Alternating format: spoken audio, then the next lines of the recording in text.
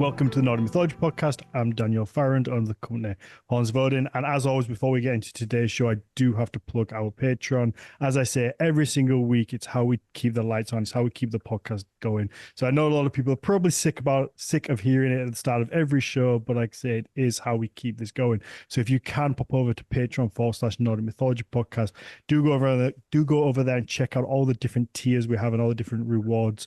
We have the Q&A, which is on the lowest level, which is £3 a month. That happens after every single episode, every week. We sit down with the guest, have a little Q&A with the patrons. They can ask some questions. You can submit them ahead of time, or you can submit them through the live chat whilst watching the show live. And a lot of the time, there's a ton of bonus material in there that me and Mags have missed. There's some questions that we've overlooked.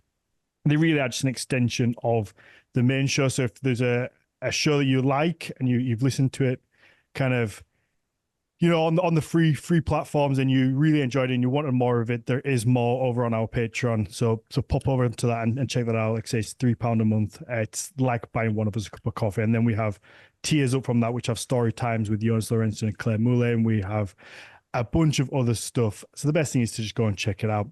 And if you can financially support, not everybody can, then just a like, share, 5-star rating wherever you get your podcasts. All those things do really help. I know they sound trivial, but they help new people find the podcast, or maybe somebody who's not listened yet, they read a review and they think, oh, this is going to be for me. I'm going to enjoy it. So if you can, please go and do those things. But let's get into today's show. I'm looking forward to this one. I'm looking forward to finding out what Mags is like at work as well. So first, I'm joined by my lovely co-host and in-house archaeologist, Margrethe Havgar. Mags, how are you? I'm good, thank you. That made me giggle. I guess I can introduce today's wonderful guest then as the next in line of how many of Mags's bosses have we had on the past 4 months. Today's guest is Christian Løchsen Rødsrud, who is the project leader for the Jarlsberg ship excavation project, and more recently, the Jarlsberg ship excavation project. Hello, Christian. Welcome. Hello, Margrethe. Long time no see. Long time no see. At least it's virtual. Mm-hmm. That's true. Yeah. So you two worked on the Jarlsberg, was it? Yeah, that's right. In 2020 and 21. We worked together for quite a good period of time. So that was really fun, of course, and very pleasant. I enjoyed working with Margrethe.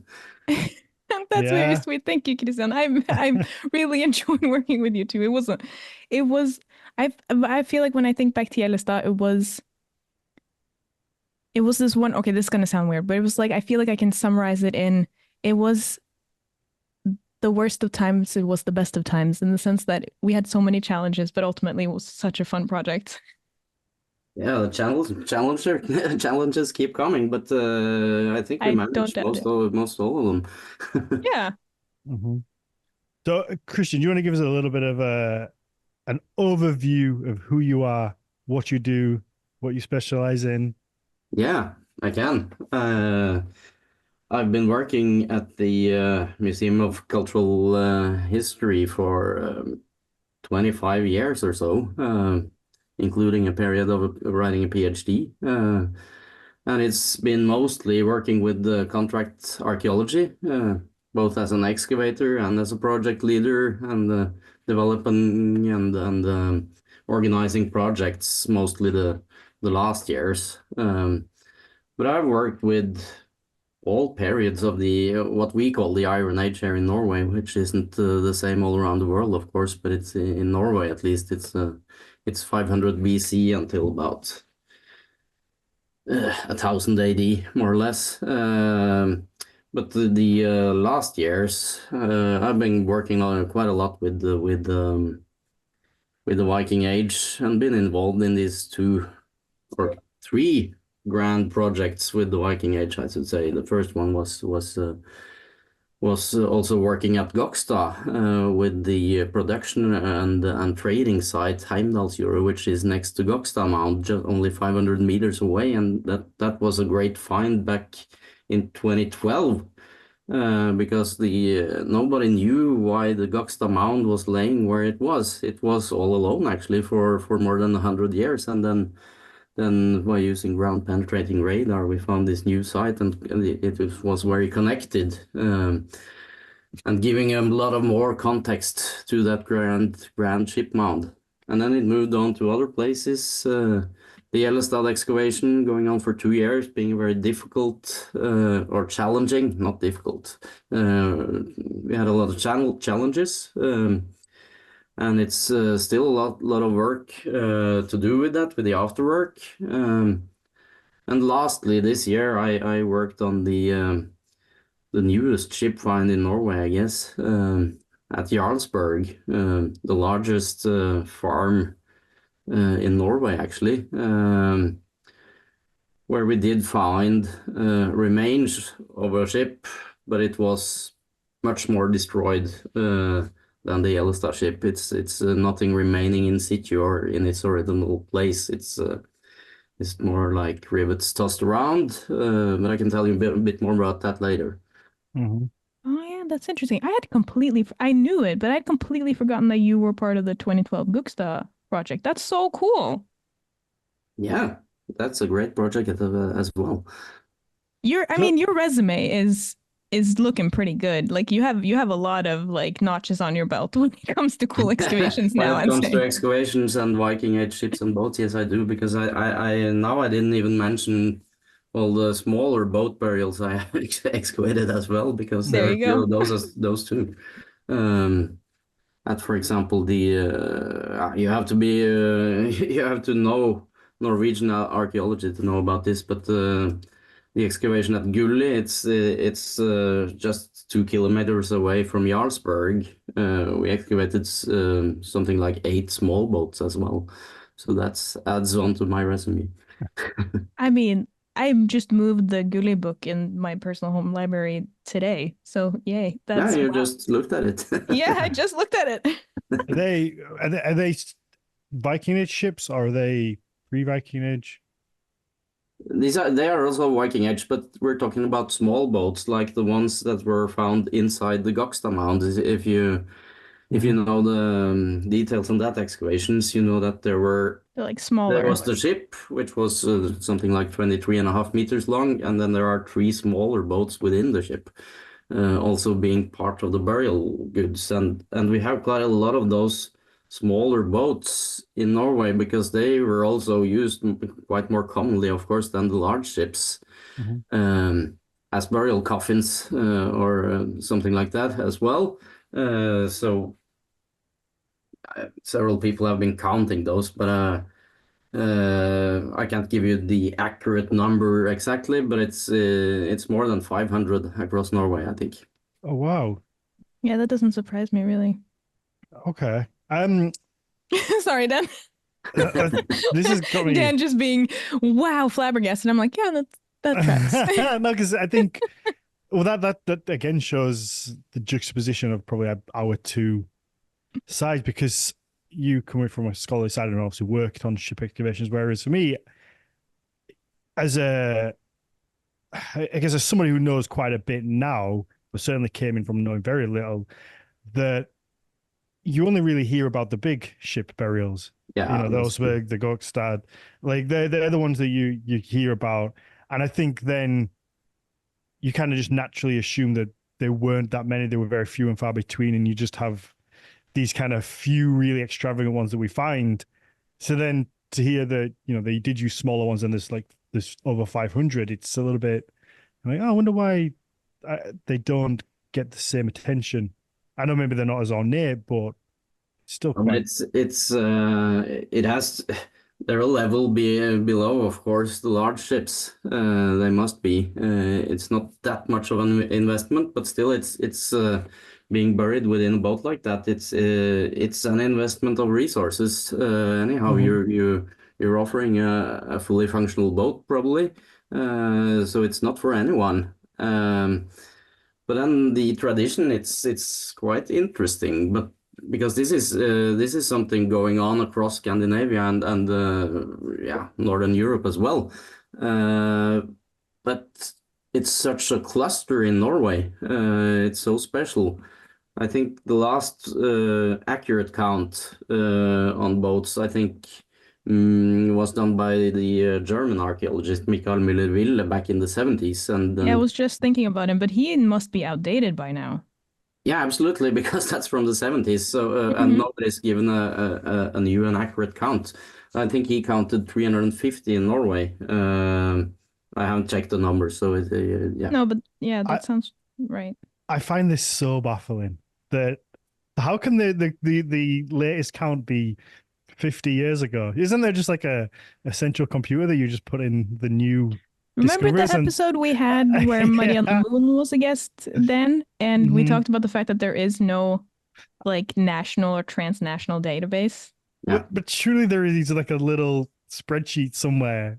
Can we not just make that of like just ship burials in Norway and every time one's found we just pop a little number in there? Like how hard can it It be? should be like that, and that's the thing in archaeology or across Europe that we're trying to make these transnational databases, but Hmm. it takes a lot of work and time.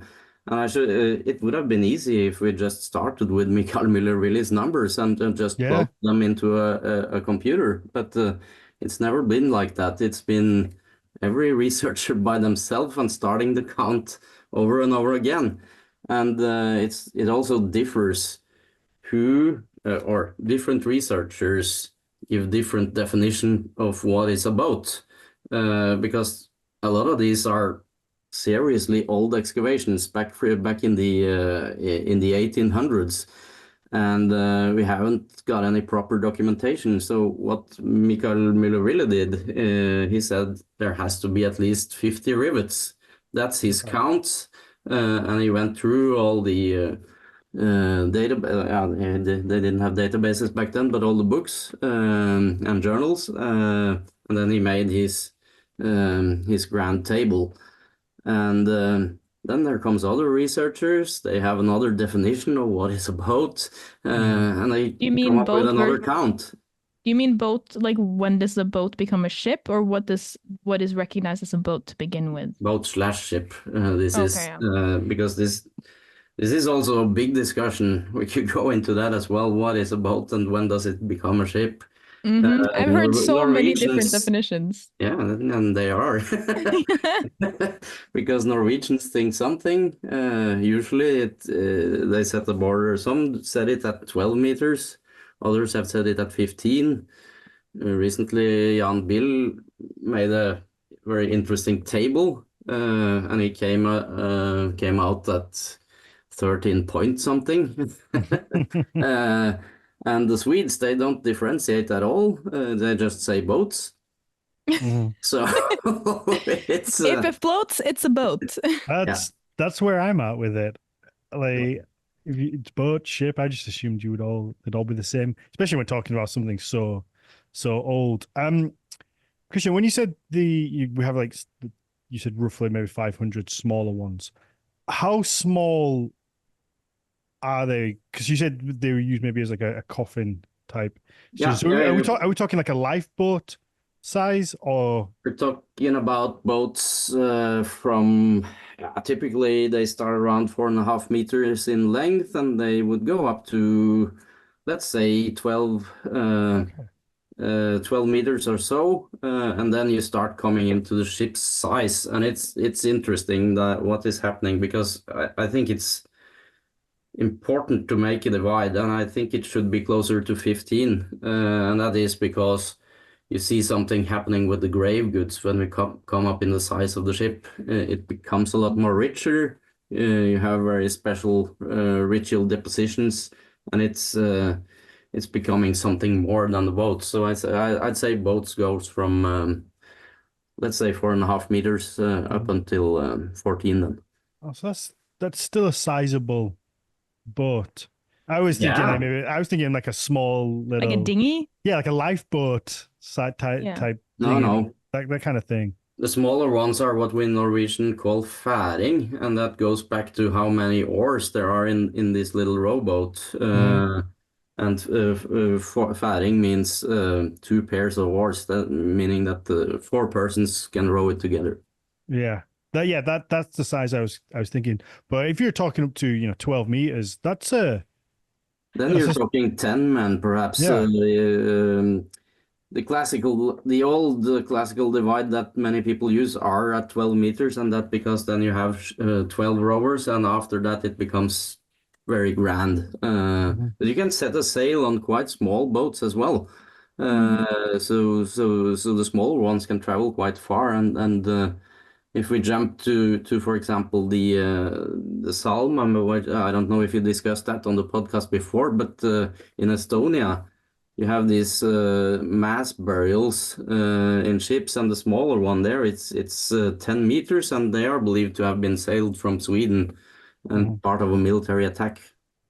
Yeah, no, we haven't, and that's a We topic should. I really want to cover. Yeah, We need to put that in the ideas doc, Dan. yeah, we need to. We do. I keep meaning to track somebody down to talk about it because that is one that's fascinated for me for a while. So yeah, we're talking a significant resource to bury. A 12-meter ship. It's you're they're not doing that lightly. It's clearly somebody of importance, and I guess that again that is surprising in a sense of that somebody whose focus and speciality isn't in this area that I always just assume we had like a handful. There's like a handful of really rare cases where we found these ships or boats, Yeah. whereas it seems like there's a lot more. It's just we have a couple of like really, grandiose ones which get a lot of attention, and then the rest kind of. Yeah, they go a little more under the radar, but of course, researchers know about them, but they're not so commonly disseminated to the public, maybe. And I mean, I Yeah. guess sometimes they please correct me on this if I'm wrong here, Christian, because I am kind of easing into a little bit of unknown territory for myself here. But the thing with at least the three we have here in Norway with the big grand ship burials now, but I'm thinking about the preserved ones that they're an Yeah. easier sell for dissemination as well because they're still there. And And that's not usually the case with the smaller boats either, if I'm correct. No, none we have, as far as I remember, at least there aren't any small boat burials preserved like that. In the clay, of course, that was very special about the three big ones that's in the museum, which are still being refurbished, of course, but Yeah. so it's closed now, the exhibition, but it is the Gokstad, the Oseberg, and the tuna ships that everybody knows of. But there are actually, when you go back and count old burials, there are quite a few more that are in the same category. That's not so well known. For example, from Borre and other places as well. They spread out across all across the Norwegian coast actually, but it's a cluster in the Oslofjord area. Okay, I have and another cluster at Karmøy in Rogaland.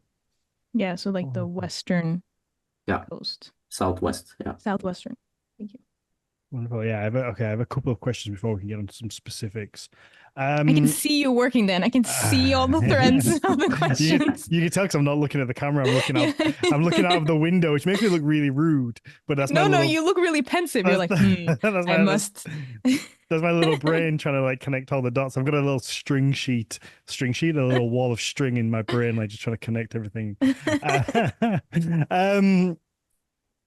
So am I right in thinking that a lot of these small ones are just a case of we know there's a boat there because there's a bunch of rivets and discolored dirt, I guess. Yeah. It's not an actual ship, whereas with the three big ones are it's a physical ship that's there. So the typical thing is that the planking has all rotten away. So you just have the rivets left, and for most of the old ones, you just have some kind of documentation telling they were aligned like a ship, and we collected 50, but there might be several left on site. And it's not until archaeology became more professional that we have good drawings of them where you can see how they align along each other, and only yeah, more than a handful, of course, but only a few can be properly reconstructed based on professional drawings. Most of them are collections of rivets, as you say. So what made those three so special? Were they all buried in a similar geographical location? Sorry for my ignorance on that, but why those three? Why did they survive relatively intact? That has to do with burial conditions. Oseberg and the Gokstad is on the western side of the Oslo fjord, while Tun is on the eastern side, along with Jarlsberg. But Jarlsberg didn't survive as well as the three older one. But they are buried in clay, and they were covered with silts on top, and it was very, very airtight. No oxygen was allowed to penetrate the mound while it was there, and that's why they are conserved so well. It was a very closed situation, and with many of the other burials we have, that's simply not the situation. And there are also ship finds in other countries like Denmark's, and the Sutton Hoo, for example. That predates the Viking Age, but they are only rivets. There were no remaining strakes or planking from the ship. So that's something very, very, very special to the Norwegians ones. They were able to take the whole ship out, put it all together, and display it on a museum. It makes them so grand, and it's the icons of the Viking Age. Yeah. Do you think it was good for the Norwegian ego? That as well. It came at a very proper time, of course. That's also important. It's part of the nation building. Norway was under Denmark for many hundreds of years, and for the last 100 years under Swedish rulership, before we became our own state. And that's the Viking ship was used very politically as part of the nation building, referring back to the kings of old, the Norwegian kings that were talked about in the sagas, and that yeah. Mm-hmm. Do you think those burial conditions were by design or accidental? Do you think they had any idea that it would help preservation, or was it just a case we wanted to bury here and it just so happened that this was a clay area? Yeah, no, that's a very good question, and I don't think anybody knows. But they must have chosen to do it not by incident, because it's a lot of work digging a hole into the clay like that. And I remember when I used to make dens as a kid, I used to hate digging the clay. I know it's not the same thing, but when I used to dig down in this clay, I was like, yeah, this is hard. I'm going to go dig over there. I pity those who did it. Yeah, I mean, I was at an excavation here in the Middelalderbyen, in the medieval area of Oslo, and we had to dig, but mostly it was done by like actual excavator machines, but we had to dig a fair bit by hand as well, and that was not fun. That was tough. No, it's super difficult, and I don't know all about this, but I guess the farmers know a lot, and they know when it's best to work the clay, because it's difficult to do agriculture in clay soil as well. So you have to do the digging at the right period during the year as well. So it's a lot of things you have to consider. That's a good point. But if they did it to preserve, maybe. But it's maybe not the only reason, because we know that these burials are found at several places around the Norwegian coast, and not all of them follow the same pattern. It's only these three ones that are in pure clay. Jarlsberg is in a little bit more silty conditions, and other ships have also been buried on sand, like Bora. Yeah. Okay. So if it was intentional, then there aren't really any kind of data points as part of being part of a burial traditions that would indicate that for us today. It might have been a decision that they made consciously, but it would be hard for us to tell. Yeah, and I haven't seen any work done especially on that. There might be, but none that I know of. I've just heard it in conversation. I haven't really heard it researched as a point of. Yeah. Sorry, Dan. No, did we speak? Was it with Jan in one episode about possibly it being like an aesthetic thing about putting them in clay? And did we speak with? We might have. I've not that I can bring to mind. Have it been sat in clay and it been a thing like a that visual? That was with Jan. He had this just kind of this thought that when they dug the pit for the ship to sit in before the mound was built on top of it, that it would but this would go kind of regardless of the type of soil you would bury the ship in, but especially with clay, it would look like the ship is kind of floating to a certain extent. Yeah, that point has been made, and we've also seen that in both the two burials that I've been excavating. It is the same thing they've done in both Gjellestad and at Jarlsberg as well. They did remove all the topsoil and the old ground level was removed so that you come down to the subsoil and then you place the ship on it and the subsoil would sort of indicate an artificial sea, for example. And that's cool. A line of a pattern that we can now follow in several burials actually, that they did this kind of imitation, and then they had around this sea-ish area they would dig the foot ditch or the circular ditch around the ship, and these soils were probably tossed on top of the ship, making the mound in the end. But I suppose around this ditch the people would have been watching the ceremony. I love when I have these moments where I realize maybe I've been looking at everything wrong, because I think I've been thinking of these burials in a sense of how we bury coffins, that you dig the hole, put the coffin in, you throw the dirt on, pretty much it's in a single day. It's like it's a day event. You kind of the aim is to put the coffin in, get it covered back over, and that's kind of it. But is it possible that they would have, it would obviously take a long time. It's a ship, obviously.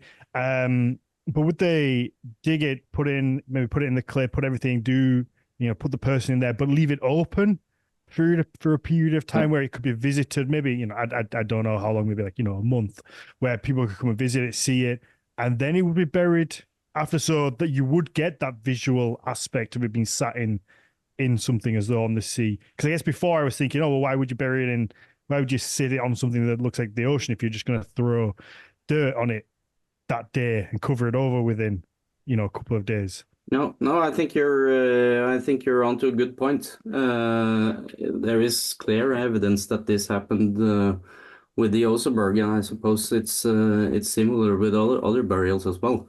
The Oseberg is believed to have been standing open for quite a while, and it was built in several phases.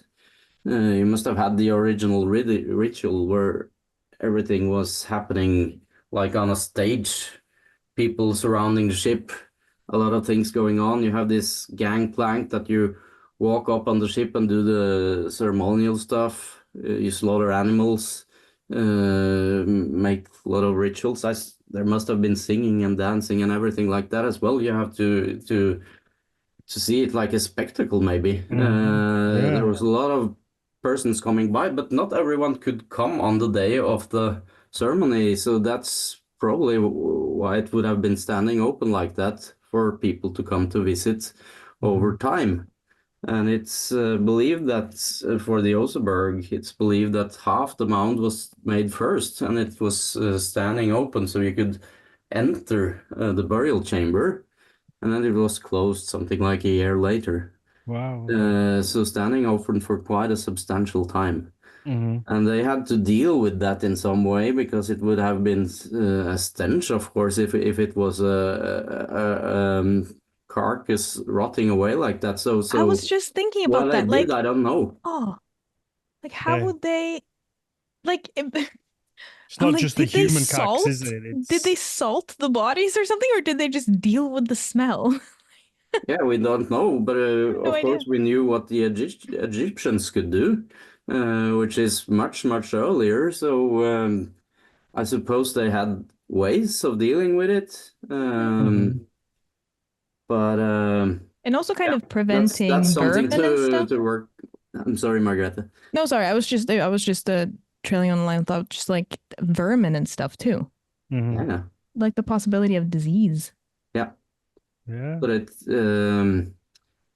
they might have let something, some processes just start with the body, and whether or not you see a skeleton when you visit, or if it's some kind of mummifications, who knows? I have no idea, and we don't have it's not preserved so that we can see that, of course. In the grand burials, it's only the skeletons left today, but yeah, something must have been done to treat with the smells. With these smaller ones, like again, to go back to, you said roughly 500. Is there any correlation in a sense of there being almost like like a burial, like a graveyard type situation where there would be a plot of land where this is where we go and bury these ships with important people on, or are they kind of dotted around depending on?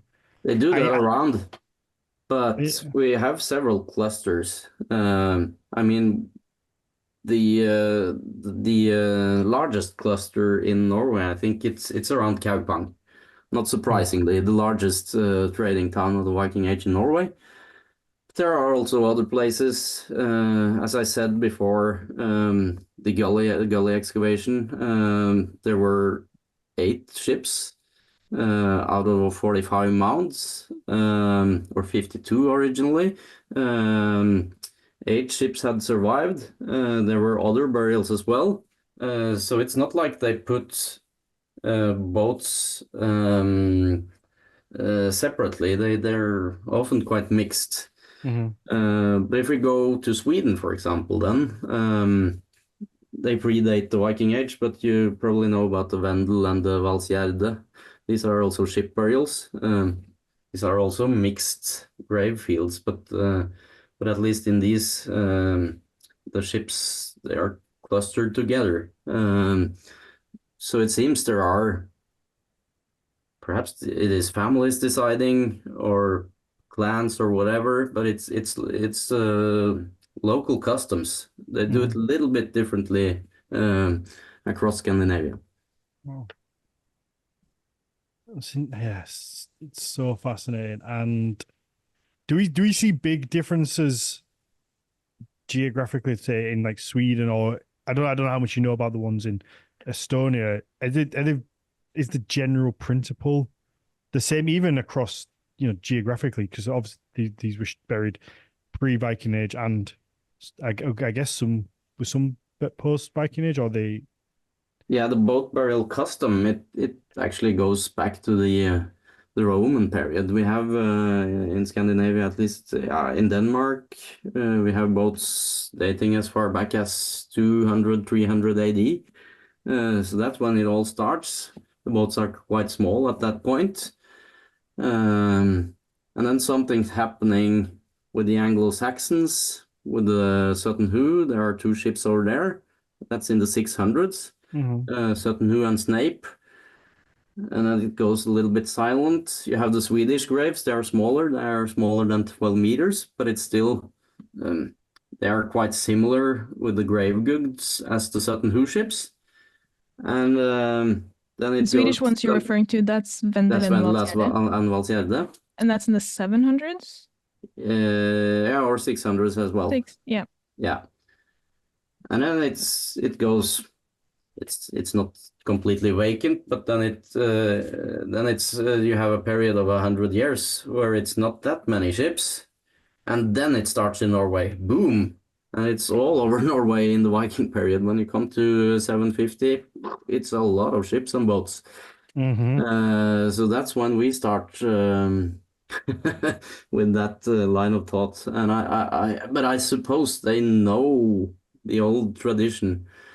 They somehow are similar to the old Anglo-Saxon ships from Britain and the Swedish ones as well. So it must have been a line of thought about this being buried in a ship that people knew in oral tradition. It's so much work, isn't it, to bury a ship, that even with a lot of people, it's still a great effort. So there clearly is some significant cultural importance. Yes. When you look at the grand ship burials of Norway, the Gokstad Mound, the Oseberg Mound, they're about 40 meters in diameter and quite tall and built into clay, as you say. There must have been slaves involved, I think, or some people working for a low amount of money or income for the large ships being buried there, or they're working for the people who took over for the dead ones, of course. But it's something very grand, and it's quite a few people who can afford to be buried like that. You're up in the highest level of society. The upper tiers, you're talking kings, queens, or earls. It's like that. It's the very top of society. And also, it must be kind of okay. So, like, this is coming off of the assumption that the ships would still be in use after whoever person was buried with them died, and that there wasn't like a cutoff, like, oh, when this person died, we couldn't use the ship anymore. But it must have also been like a very practical sacrifice to kind of, okay, well, now we won't use this ship for trading or warfare or for pleasantries. We won't be able to, physically transport stuff from place to place. And we're gonna bury it with these people, and like that is a very practical thing to give up as well. Yeah, absolutely, and a very very expensive one, of course. So you're making a great offer as well. The one thing is placing all these goods inside the burial, but I think there's another side to it. When you're building the mound, you're also sacrificing good land to actually build this huge mound of commemoration. And Oseberg is something else, but most of them, they are built in the landscape to be seen for people traveling. They're placed near roads or where people would travel by the sea or rivers, of course. Oseberg is just a little bit weird when it comes to that tradition. All of Oseberg is a little bit weird, to be completely honest, but I don't mind. But I mean, yeah, because it doesn't seem like they've avoided using arable land. No, at all. Not at all. They sacrifice it, and that's a big thing. You need a lot of land to feed people, and the society was growing, and I suppose somebody had to pay for it, and it must have been huge differences in that society. Yeah, that's where my head's just been for the last few minutes, that I think, like, societally today, with how people are, and a lot of people being atheists, they would just be like, well, okay, yeah, I could bury you with this ship, and I could, like, give up this land, but also, once you've died, you're not going to really know. So No. I'm just not going to do it. I'm going to keep the ship. I'm going to keep the land. And that's that. Whereas I think it gives us a snapshot maybe into how people thought and the belief system back there, because there has to be a great deal of respect. These people, they're dead and gone in all, intents and purposes, they don't know whether you actually go through with burying them in the ship unless you genuinely believe that they can No, see back from wherever they are now, that they are in some way going to be able to see back and judge whether you've kind of done their wishes, and also whether you respect them enough that they need the goods and the gifts that you yeah, give them in that next life. So there is this whole cultural thing of like there has to be such a level of respect culturally to do this and to give up these ships, to give up this land for somebody who, you know, you don't know, they don't know whether you do it. You don't have to go through with it. It's not like a pharaoh, I guess, building a pyramid ahead of time that, you know, no, but when I die, I want to be in there. in a pyramid like that, yeah. It's interesting, and I suppose it's quite likely that somebody would have thought, as you did now, okay, now he died, but he's not gonna get the ship as he thought they would thought. Oh, We need it for something else. Somebody probably thought that, hmm. and who knows? You don't, or most people, most deaths they come quickly by accident, or you can't plan it. Sometimes you can, but most deaths weren't planned, I guess. But interestingly, we have some saga traditions of this, and it's related to ship burials as well. And it's the most northernmost of the ship burials we have in Norway, called Herlaugshaugen. It's up in the Trøndelag area, western Norway, um, way up north on an island. And the legend there is described by Snorri, and he tells the story of the kings Herlaug and Rollaug, and they did build their own grave mound beforehand. And the story goes like Harald Harefair was coming up there and approaching them, and one of these two kings, he just went inside the mound and covered alive. So some people probably planned, Yeah. but not everyone. So Look, I'm this gonna is make just a funny sure that story this because happens. it doesn't really match up, because now we know there was a ship inside, and the saga says nothing about that. Hmm. Wow. Yes, fascinating. Okay, so let's get on to your work in specific, and you, I guess, overseeing the excavation on, do you say the Yellowstad and the Jarlsberg? Hmm. Uh, How, I mean, I don't know where to start with. How do you even oversee something like that and making sure it's done correctly, making sure that, you know, Yeah, that, yeah. because if you make any errors or so you move something without it being documented, like there's Yeah. going to be people in 100 years who are cursing you that are like, Christian, Yeah, let's hope not. why did you not write this down? Where are the I don't photos? think that's Why? gonna happen. But no, but I guess it could be. I guess, you know, I assume you guys look back at work people did Yeah, a but hundred years ago. What there be will able? always be a lot of questions. Mm-hmm. But that's why we're so happy about the Oseberg burial, for example, because the documentation there is quite excellent, and it's since Gustavsen did it so well, his notebooks have actually become World Heritage. Wow. So Even that, with his illegible handwriting, yeah, maybe that's a challenge, but Is but that it's there. more but it's challenging still than there, excavating the and ship it's great itself? drawings. Yeah, the Yeah. drawings are great. Yeah, but of course it's an important question you ask, and I have to start by saying that these two excavations, they are so far from each other that you can get. Jarlsberg is super small scale excavation for 2 weeks, while Yellowstad was super detailed, working for 2 years. So they're very, very different. And Yellowstad was a lot of planning before we started, and a lot of changing of the plans while we were working, because we didn't know what to expect. How well would it be preserved? How do we cope with new challenges that come along as we're excavating? So you had to handle that all along. Yeah, we didn't really know what we were gonna like. We didn't really know what we were gonna meet. No, We didn't because really know.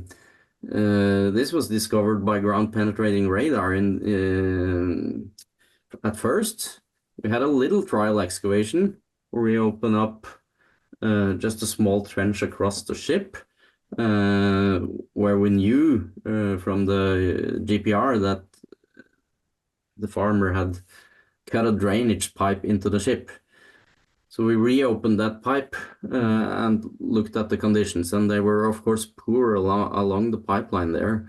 And it was a bad thing for the ship, of course. It worsened the situation because it allowed the water level to go even deeper than before. And you need the water to preserve the remaining wood. And that is why only the keel had survived as a piece of plank or wood that could be extracted from the ground. The rest of the soil or the planks had deteriorated sufficiently. What used to be 2.5 centimeters of planking for the ship had collapsed into being 1 or 2 millimeters of colored soil, moist soil that you can't really lift it. It was super challenging. And then we also discovered that that what we could hope that was in a better condition would be the rivets. But it turned out that they were so brittle, they fell apart when we touched them with a trowel. Wow. So we have to find a method of how to do that as well. And what we ended up doing was our conservator, he kind of thought of a clever tool of how to extract them from the ground. So he made this instrument that we called, in English we would call it jaws, I guess. We called it in Norwegian naglekjeven. It's just like the mouth of a the digger. You dig that into the soil, and then you have a piece of metal going straight into the ground, and then you like cut with a digger into that piece of wood, and you lift the whole thing out. Like so what we did was lifting out blocks of soil. It's almost like an ice cream scoop, but like with straight edges, kind of you like can one describe straight it better one. than me. Yeah, they would. I think, Max, I think you spoke about that on our first ever episode that we recorded together. Yes, that is correct. The claw. Yeah, I think I even showed a picture, but that was genius because I remember those. I remember those days since I wasn't part of like the daily excavating crew. I was like taking pictures and trying to get the word out there. I remember kind of coming into lunch with you guys and people just sitting there being a bit like dejected, like, oh no, I broke a rivet. Oh. Now what? No, it was bound to happen, but we found this way of doing it and lifting out these blocks with that instrument. And I mean, the way you guys worked, you and Magnus and Ruben and Camilla and all of you guys, I felt like I was part of like a archaeology MacGyver crew sometimes. I was like, we need to figure out a solution to this now. We don't really know how, but then, ta-da! Yeah. It has worked well as well. I suppose you told about this on the pod before, but it's been 1.5 years, so go ahead. Yeah. At least I should say that so these pieces of soil, they were taken out in blocks, and inside was 1 single rivet, sometimes 2 or even more, because these were just the regular ones. We also did soil blocks that didn't have a regular shape. We had to what do you call it, improvise a lot, because not every time the jaw thing would fit, and then you'd have to improvise with different kinds of solutions. But it's worked well. All of these blocks are being scanned in a CT scanner, and when we took out the soil blocks, they were also measured with 4 very accurate points. So a full geometry of every sample. So when it's scanned, we can georeference via those 4 points the exact angle, the exact place in the excavation. So everything is put from the CT scan into one grand model, together with all the photogrammetries we did, all the other measurements and documentations. And we get this fantastic three-dimensional model that we will start working with when reconstructing the ship. Of course, So cool. some of the reconstruction will be a guess, because the Yellowstar ship didn't survive completely. The stem and stern, of course, would have been so high up above ground that it's plowed away.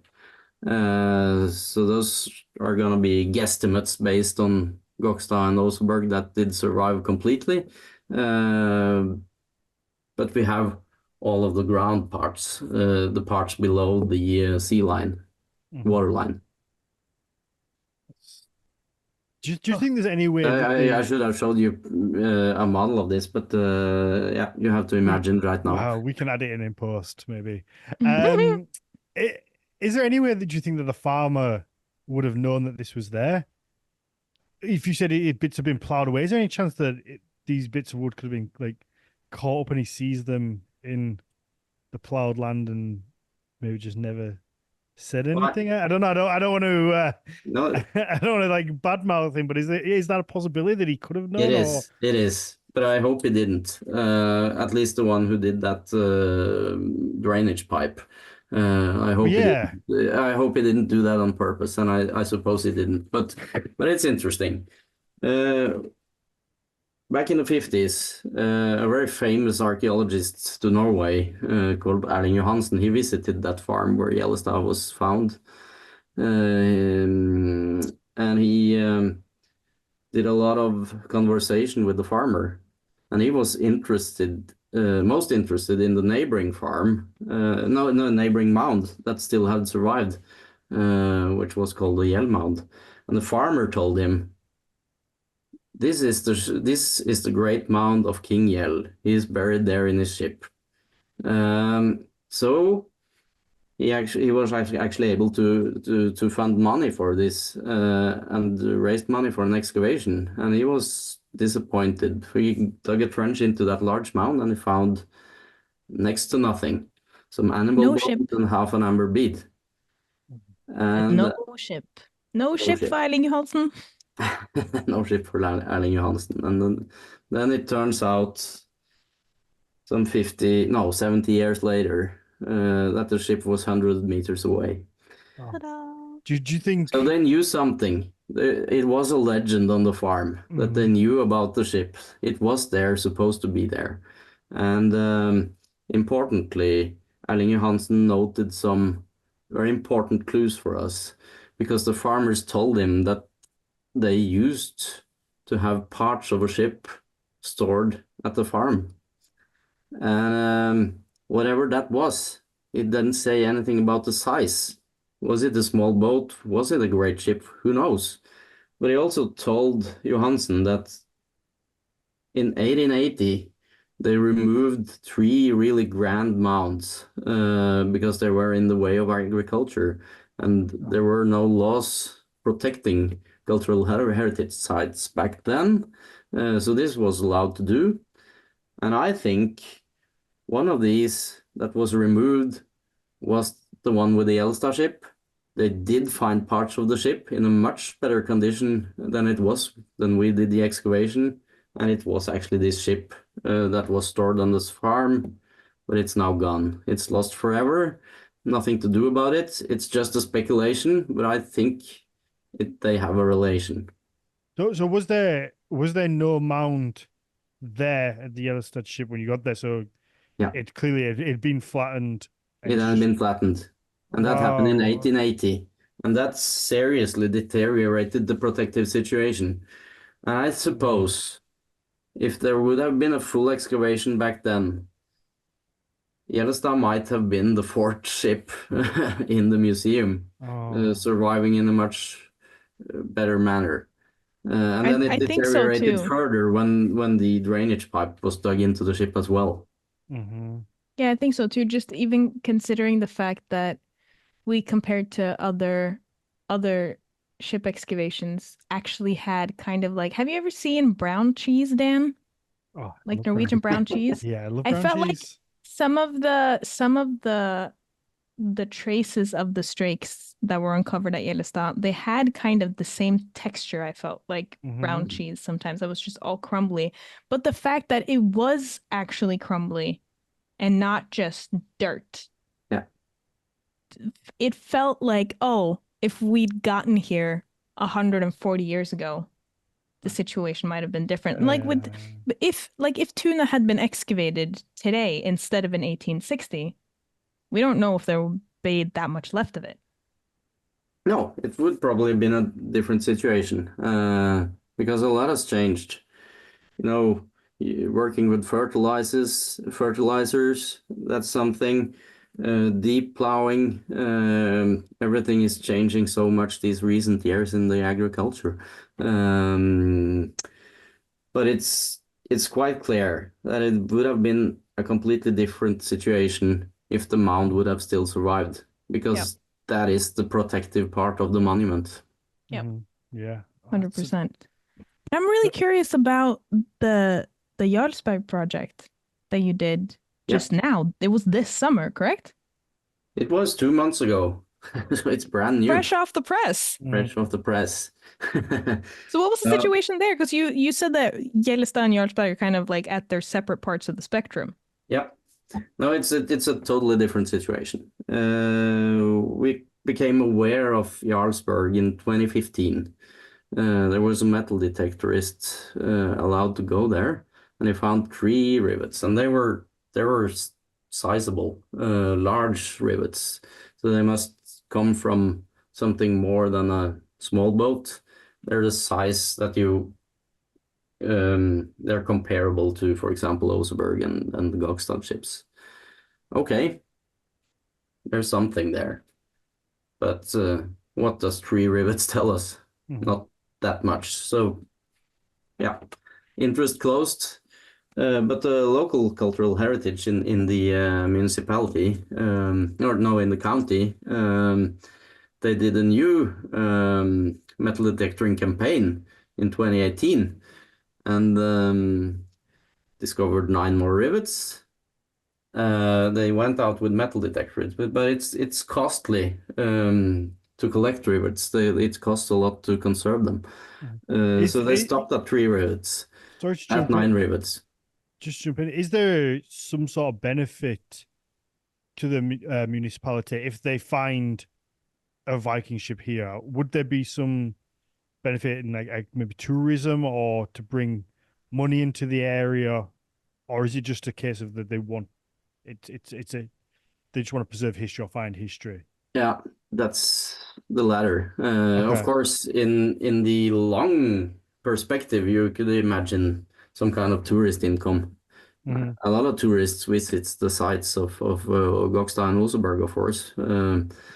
But you can't bring in tourists based on 3 rivets. That's not enough. No, I wonder if that's why maybe they push to then try and find Yeah. find more and more.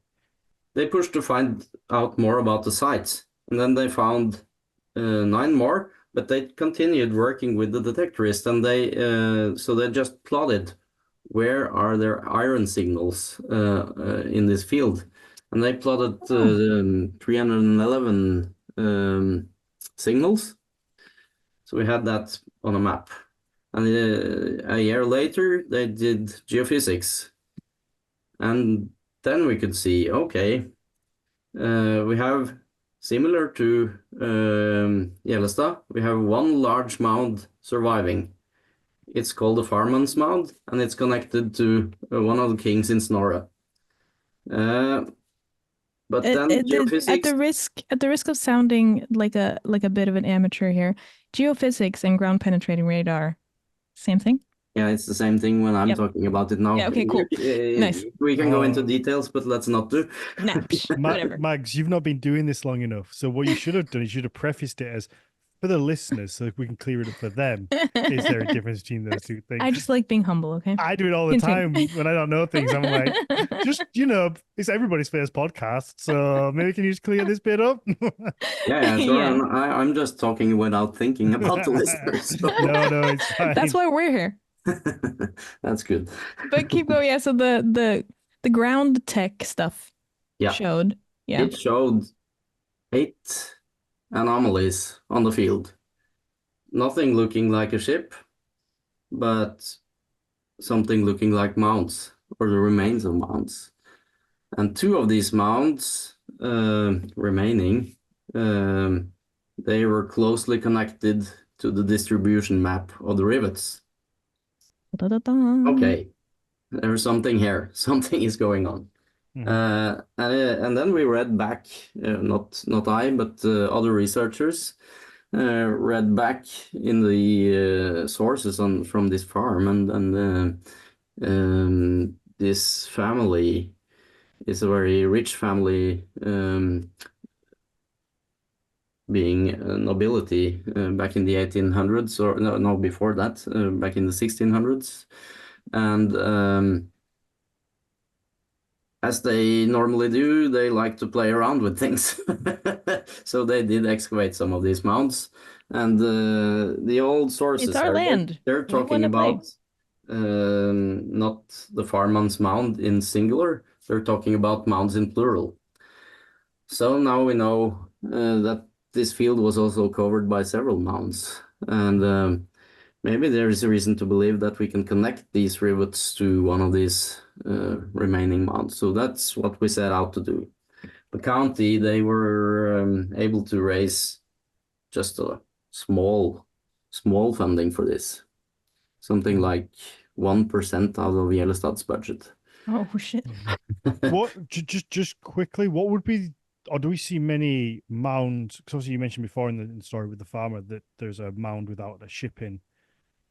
Is there a culture of burying people in a mound just without the ship, just with goods? And then Absolutely. Okay, so it's not, because I guess again for someone like me, you would always just think, oh well, a mound, if it's big enough, it's probably a ship in there. Why else would you have this giant mound? Yeah. Ship burial usually indicates a mound, but a mound doesn't have to indicate a ship burial. Absolutely not. Most mounds does not have a ship. Okay. And the largest mounds, the really large one, then we're talking about up to something like 80 meters in diameter. For some reason, they're often empty. They don't have anything. No. Well, nothing at all. No, not it's necessarily even a burial. Yeah. But it's a clear man-made. Yeah. No doubt about it. And we can talk that's another thing. That's another podcast. Next episode with Christian, we can go into the whole mound thing. Oh, they're just teasing everybody. Why would they build an 80-foot mound and not put anything in it? That's a big question to answer. So we don't have time for it now, I think. Okay. Next, I love it, but I love when this happens because it means we can book another one. We could do this again because that's so fascinating. Yeah, like I just said in the chat, like a decoy mound. Like, why would you? What? Okay, let's move on because I'm just gonna go right.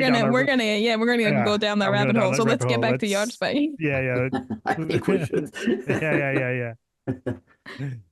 So they raised some funds to do a small scale excavation this year. So what we planned to do was just dig 2 trenches across those 2 anomalies. And while doing so, having metal detectorists searching over the trenches every 10 centimeters on the way down to find everything that is in this topsoil before we hit the anomalies and see what they really are. Mm-hmm. And that's what we did. And we found something like 90 rivets on the way down. That was collected. So now we have a distribution of those, and we can look closely on them and compare them to others. When we came down, one of the two anomalies were falsified. It wasn't a mound, so that's fine. But the other one was clearly a mound. And it was just the last 10 centimeters remaining. It's been plowed heavily, and we talked to the farmer, and he told us this very interesting story that his father and his father before him, they have been very annoyed by a bump in the land there. So they worked furiously with leveling that. Oh, Cool but beans. that's the thing, though, isn't it? It's so easy to be like, oh, you wankers, but equally you have to remember that it's their livelihood. That's how they feed their family, and if they don't know that this might contain a Viking ship, and I guess even in some cases they might know that it contains a ship, but also be like, I really need to make money this summer to pay for whatever. It's like it's tough to judge unless you're in that position where it's your family and your kind of livelihood. Yeah. It's a real kind of moral dilemma, because obviously we want the mounds and we want the ships and we want the history. Yeah.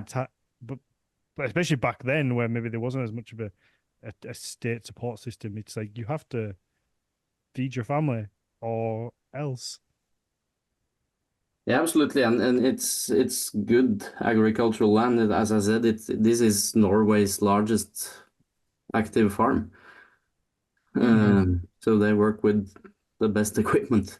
So I they're guess for the listeners, how can we tell that this was definitely a mound? Like when you had the Yeah. anomalies versus the Yeah. actual mound. How do we know that? I didn't come to that. Oh, sorry, got ahead of myself. No, you're getting me back on track. That's good. As I said, there was a bump there. And that's, of course, because this is a little bit of a natural elevation on the field.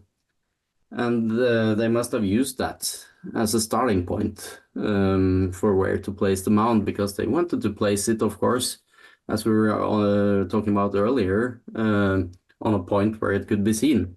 And this is close to the water.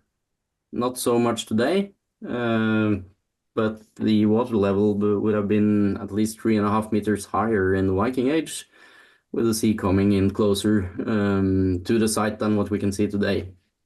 But this is just for listening anyway, so it doesn't matter. Starting point, this elevation on the ground. What we found was that they had brought in sand and gravel and placed it in there, because this field is like on Oseberg and on Gokstad, a field of clay. But they did it differently on the Jarlsberg, and that's why it didn't survive. So what they did here was they brought in sand to build a mound, and the ship wasn't cut into the ground like at Gokstad and Oseberg. It must have been placed a lot higher in the mound.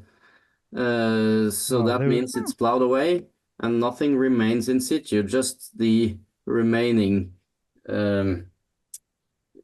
platform for the ship to be placed on. Oh, so they must have known when they plowed that. Somebody probably have seen something, but it's not recorded. They must have known. Oh, what that feels like they were lazy doing that one. They were like, we can't be bothered digging the ground, so let's just. No, but at the same time, that ship, unless I misunderstood what you meant by, they must have had some sort of stabilizer then for the ship, so it didn't hit. For it to stand in the mound, of course they must have. Yeah. But they didn't go to the effort of digging down into the clay at Jarlsberg. You know what? Honestly, I have a hard time blaming them for that.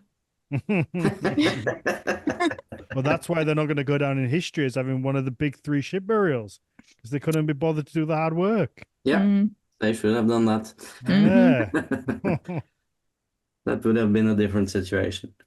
But it is, as I said, it is as it is. We now know there was this mound there. It can probably be connected to the rivets, but we can't say 100% because it's plowed away. But we did find the platform of a mound. and it's so close that it gives full meaning that this is the place where the rivets come from.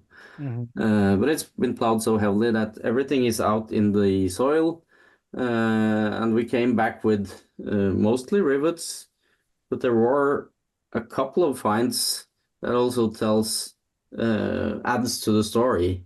For example, we did find a horse crampon, and that's obviously part of the grave goods. It's not a part of the ship, and it's very commonly found in these typical situations. Horse crampons are found in Gokstad and in the Oseberg.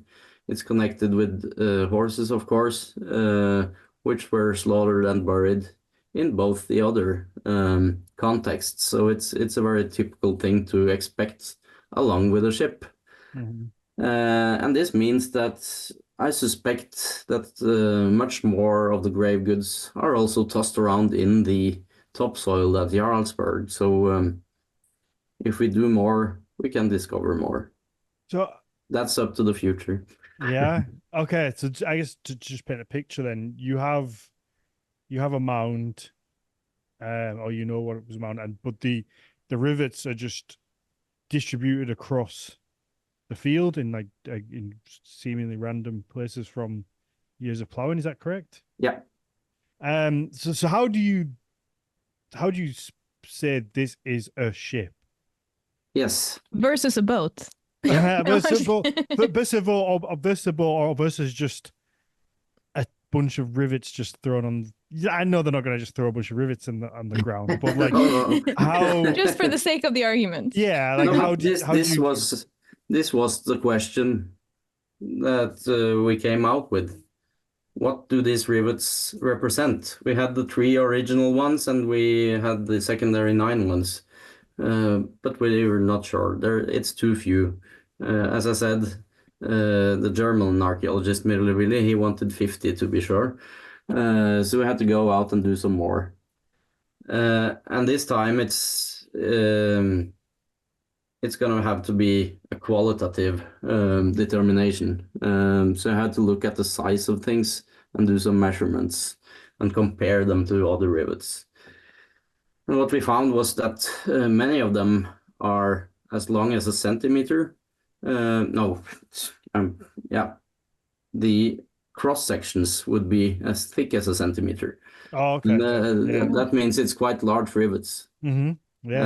They were also long. Typically 5 centimeters plus. That is the same dimensions as you know from Oseberg, Gokstad. It's sizable rivets, and you can't really find use for them in much other than a ship.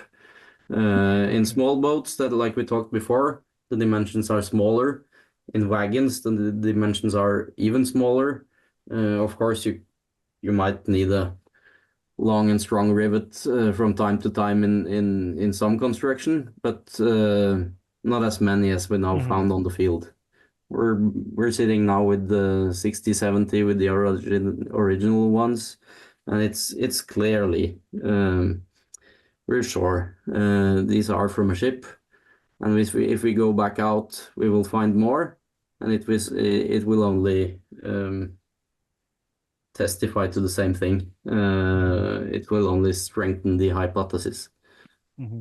Yeah, because those dimensions with because I seem to remember that from Jarlsberg as well. There was something about like that 5 centimeter thing that would indicate like 2 planks of a width of about 2.5 centimeters, and that's like the dimensions you usually see on Viking ship planks. Kind of the thickness of it. We know them from the other ships. They are typically that thick. When you come up in that size, of course the thickness varies along the body of the ship or the hull of the ship, but at the center they're typically 2.5 centimeters thick, where you overlap in the lapstrike construction or principle.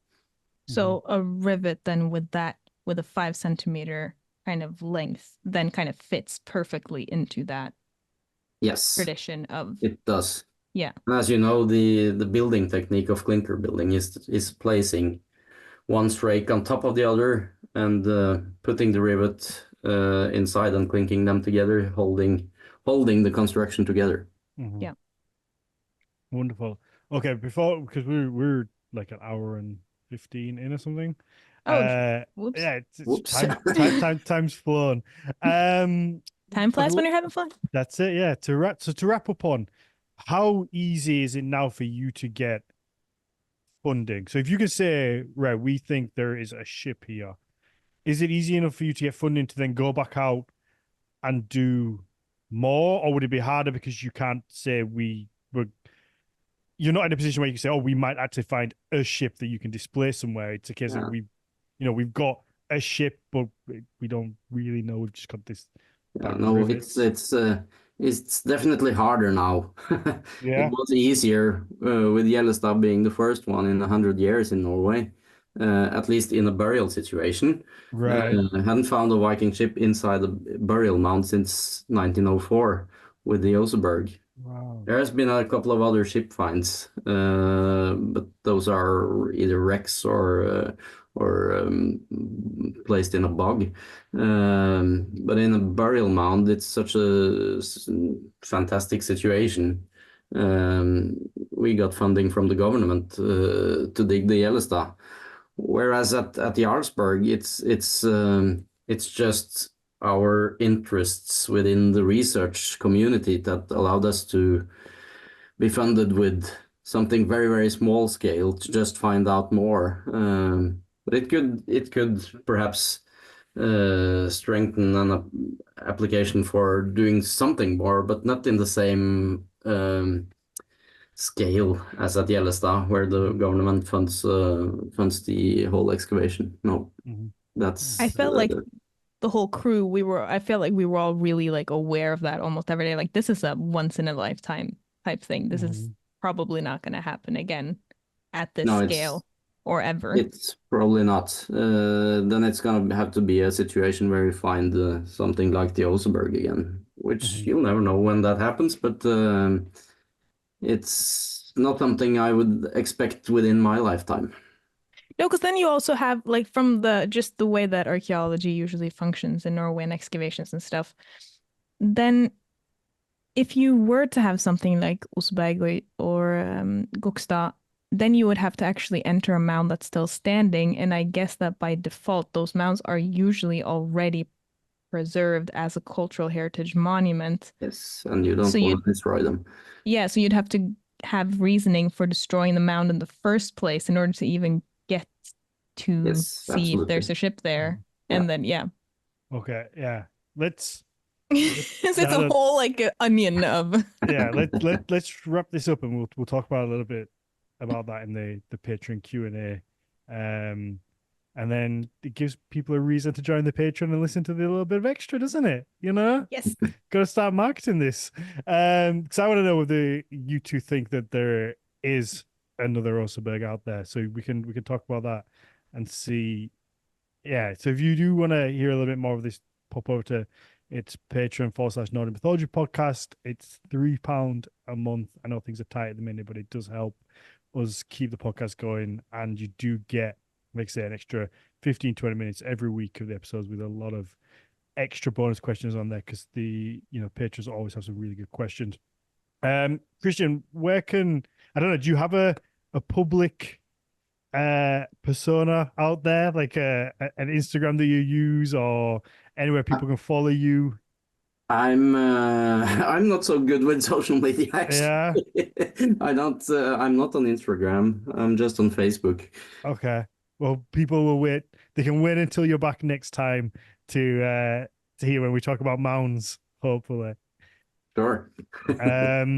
Mags, where can people find you? Whenever I do post something once in a blue moon, it's on Instagram. You can find me at Archeomags, Archeo with a K. Oh, I know. I'm so bad at posting on my personal one as well at the minute. But if you want to follow me, it's Daniel_Farrand1, the business Horns of Odin. And then it's just Nordic Mythology podcast across the board, whether it's Instagram, Facebook, YouTube, all those things. If you do go on YouTube, hit the little like and subscribe and the little bell notification. That's all that's what all the YouTube influencers say, don't they? Hit the bell, right? Like, subscribe, yep. Yeah, like, subscribe, hit the bell so you know when something's coming out. Right, let's wrap this up and we will do a little Q&A.